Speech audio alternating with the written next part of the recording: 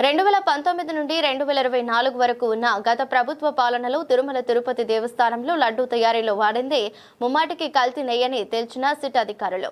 Chandragiri MLA Pulivarthi Nani ఈ సందర్భంగా తిరుపతి జిల్లా చంద్రగిరి ఎమ్మెల్యే పులివర్తి నాని మాట్లాడుతూ 68 లక్షల కిలోల కల్తీ నెయ్యితో 20 కోట్ల లడ్డూలు తయారు చేసి శ్రీవారి భక్తులకు పంపిణీ చేసి హిందూ మనోభావాలు దెబ్బతీసి మహాపాపం మూట కట్టుకున్నారని చెప్పారు.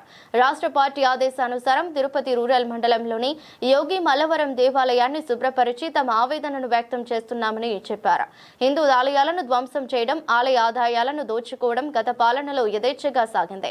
ప్రపంచ ప్రసిద్ధిగాంచిన తిరుమల తిరుపతి ప్రతిష్టను దిగజార్చిన ఘనత గత పాలకులదని పేర్కొన్నారు. దేవాలయాలతోనూ వ్యాపారాలు చేసి కోట్లు గడించినది వారేనని అన్నారు. హిందువుల మనోభావాలతోనూ ఆడుకునే నాణ్యతలని అన్న ప్రసాదాలు కల్తీ నెయ్యితో కోట్లు గడించిన గత పాలకుల నాయకులు ప్రపంచ ప్రసిద్ధిగాంచిన తిరుమల లడ్డు కల్తీ వ్యవహారం ప్రతిపక్షంలో ఉండగానే అనుమానం వ్యక్తం చేసి ఆందోళన చేశారు. రామతీర్థంలో రాముడి విగ్రహం ధ్వంసం, అంతర్వేది రథం దగ్ధం, సింహాచలం అపవిత్రత, దుర్గగుడిలో వెండి సింహాల చోరీ వంటి వాటిని వారే ప్రోత్సహించారు. భారతదేశ చరిత్రలో ఎక్కడా ఎన్నడూ జరగని విధంగా ఆంధ్రప్రదేశ్లో దేవాలయాలు హిందూ మతంపై దాడులు జరిగాయి. వెంకటేశ్వర స్వామి మీద నమ్మకం లేని గ్యాంగ్ని తెచ్చి అందలం ఎక్కించి తిరుమల పవిత్రత మంటగొలిపారు.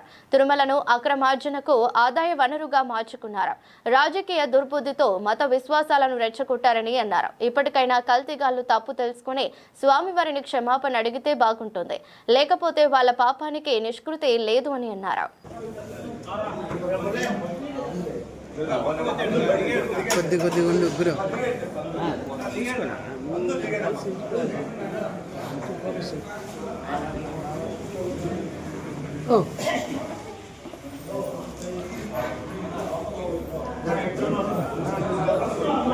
మీడియా సోదరులందరికీ పేరు పేరు నమస్కారాలు.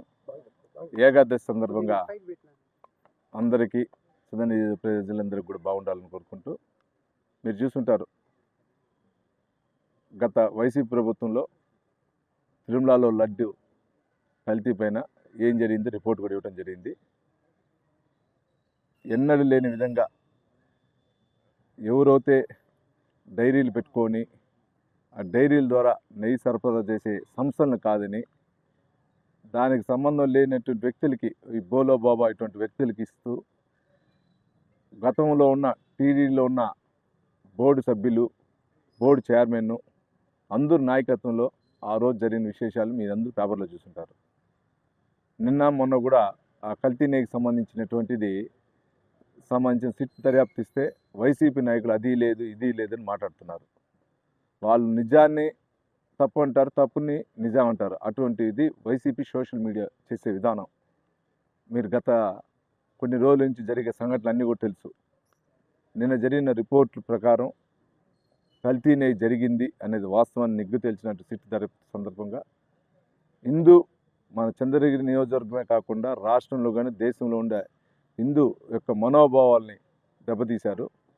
దానిలో భాగంగా ఈరోజు రాష్ట్ర వ్యాప్తంగా పార్టీ ఆదేశాలను కూడా అన్ని గుడులు కూడా పరిశుభ్రత కార్యక్రమం చేయటం జరిగింది. దానిలో భాగంగా మనందరికీ చంద్రగిరి నియోజకంలో ప్రముఖ క్షేత్రం అంటే యోగిమల్లవరం శివాలయంలో అందరూ ఇక్కడ స్థానిక ప్రజలు, స్థానిక నాయకులు, ఎన్డీఏ కూటమి నాయకులు అందరితో కలిసి కూడా శుద్ధీకరణ చేయడం జరిగింది.